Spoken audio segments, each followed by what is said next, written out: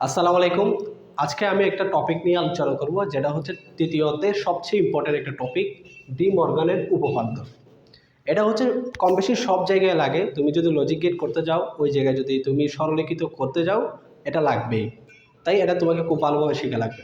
তো দেখো, এই ডি মর্গান উপপাদ্য আমি এই ভিডিওতে তোমাদের শেখাবো, সাথে এটা কীভাবে তুমি প্রমাণ করবা সত্যক সারণীর সাহায্যে, সেটা তোমাদের আমি আজকে দেখাবো। So let's go. তাহলে দেখো, ডি মর্গানের উপপাদ্য এটা একদম ইজি। তুমি জাস্ট এই লাইনটা মনে রাখবা, break the line change the sign. এই যে এটা দেখো, break the line change the sign, তাহলে এটা যদি আমি এখানে অ্যাপ্লাই করি তাহলে কি হবে? প্রথমে এই যে লাইন, এটা তুমি ব্রেক করবা এবং এখানে যে সাইন সেটা চেঞ্জ করবা। দেখো, সাইন যদি তোমার গুণ থাকে সেটা হচ্ছে প্লাস হবে, আর যদি প্লাস থাকে সেটা হচ্ছে গুণ হবে। তাহলে দেখো, এখানে আমার আছে কি? এখানে আমার আছে গুণ। তাহলে আমি প্রথমে কী করবো? লাইনটা ব্রেক করব। আমি লাইন ব্রেক করলাম এবং চেঞ্জ দ্য সাইন, আমি সাইনটা কী করবো? চেঞ্জ করবো। আমি সাইন চেঞ্জ করলাম। তাহলে ঠিক তেমনি এটা দেখো, এটাও কি? Break the line change the sign. তাহলে আমি লাইনটা ব্রেক করব এবং আমার সাইনটা কী ছিল? সাইনটা ছিল প্লাস, সেটা হবে এখন এই যে ব্রেক দ্য লাইন সেইটা সাইন। এটাই হচ্ছে আমাদের ডি মর্গানের উপপাদ্য। এখন এটা হচ্ছে আমি সত্যক সারণীর সাহায্যে প্রমাণ করবো। ওকে, তাহলে দেখো, আমরা আমাদের সত্যক সারণীটা আমরা এঁকে ফেলেছি। তো এখানে হচ্ছে আমাদের টোটাল ইনপুট কয়টা? ইনপুট হচ্ছে আমাদের দুইটা ইনপুটের জন্য আমাদের কয়টা এখানে রো লাগবে? আমাদের হচ্ছে দুইটা ইনপুটের জন্য আমরা 2 টু দি পাওয়ার n, অর্থাৎ 2 টু দি পাওয়ার 2 সমান 4টা রো লাগবে।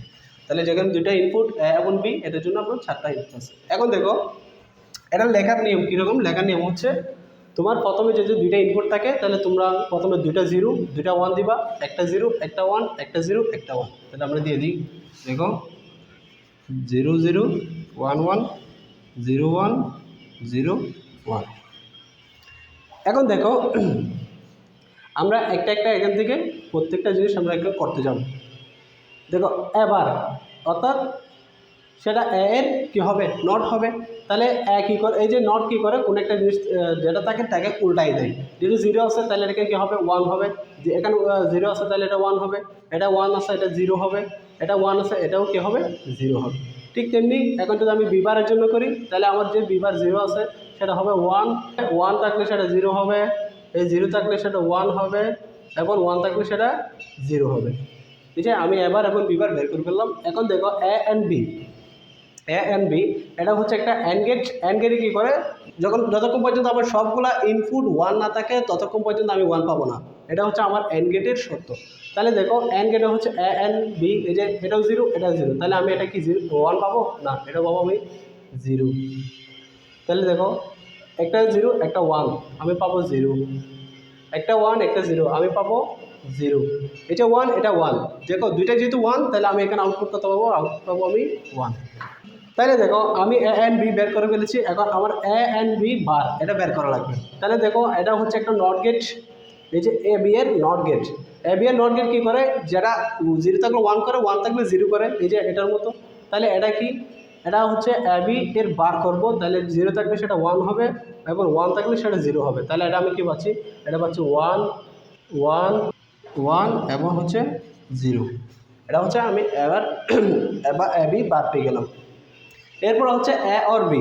এ অর বি যেহেতু অর্গেট কী করে? অর্গেটে হচ্ছে মিনিমাম একটা 1 থাকলে আমার আউটপুট 1 হয়। তাহলে মিনিমাম একটা 1 থাকলে আউটপুট 1 হবে। তাহলে দেখো, এখানে এ এবং বি যেহেতু দুইটাই 0, তাহলে আমি এটা আউটপুট কী হবে? দুইটা আমার আউটপুট হবে এটা 0। দেখো, এ হচ্ছে 0 এবং বি হচ্ছে 1, তাহলে একটা 1 আছে, তাহলে আমার আউটপুট কত হবে? আউটপুট হবে 1। এটা হচ্ছে 1 এটা হচ্ছে 0, তাহলে এটা আমি কত পাবো? 1।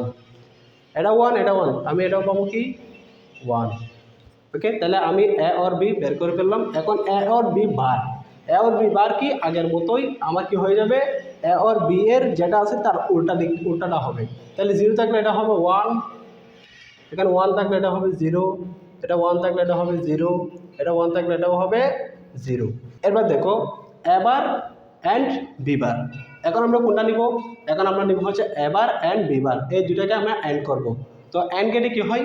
অ্যান্ড গেটে সবগুলো ইনপুট যদি 1 হয়, আউটপুট কত? 1 হয়, না হয় 0। তাহলে দেখো, এটা 1 এটা 1, যেহেতু দুটাই 1 আছে, তাহলে আমার আউটপুট কত হবে? আউটপুট হবে আমার 1। এরপর দেখো, এটা হচ্ছে 1 এটা হচ্ছে 0, তাহলে এটা আমার আউটপুট হচ্ছে 0, তাহলে বাকিগুলো আসলে এমনি 0ই হবে। এরপর এটা দেখো এবার অর বিবার, তাহলে আমার এই যে এবার এবং বিবার এই দুটাকে আমি এখন অর করব। অর করলে কি হয়, অর করলে যদি মিনিমাম একটা 1 থাকে আউটপুট হচ্ছে 1, না হয় 0। তাহলে দেখো মিনিমাম একটা 1 কই আছে, এই দেখো এই দুটো যেহেতু 1 তাহলে আমার এটা 1 হবে, এখানে একটা 1 আছে তাহলে আমার 1 হবে, এখানে একটা 1 আছে তাহলে 1 হবে, এবার এটা হবে 0। তাহলে আমাদের সত্যক সারণী আঁকা শেষ। এখন দেখো এখান থেকে আমরা হচ্ছে প্রতিপাদন করব, একবার প্রুফ করব। এটা এই যে দেখো আমরা এটা প্রমাণ করবো এ এন্ড বি বার এটা সমান এ বার অর বি বার আসে কিনা। দেখো তাহলে আমার এ বি বার এটা কই, এই যে দেখো এ বি বার এটা সমান তোমার এবার অর বিবার, এবার অর বিবার, এই যে এটা। তাহলে দুটা মিলাও, দুটা কি মিলছে কিনা দেখো, এটা আউটপুট 1, এটা আউটপুট 1 1 1 1 1 0 0, তাহলে এই দুটা আমার মিলছে, তাহলে এটা আমার প্রতিপাদন করা শেষ। এরপর এটা দেখো এ আর বি বার এটার সাথে আমি কি করব, এবার এন্ড বি বার এটা মিলাবো। তাহলে দেখো কোনটার সাথে কোনটা, এই যে দেখো এ আর বি বার এটার সাথে আমি মিলাবো হচ্ছে এবার এন্ড বি বার, তাহলে এই দুটো মিলাও, এই দুটো দেখো 0 0 0 1 1 0 0 0 0, তাহলে এই দুটো যেহেতু আমার মিলে গেছে তাহলে এটাই আমার প্রমাণ।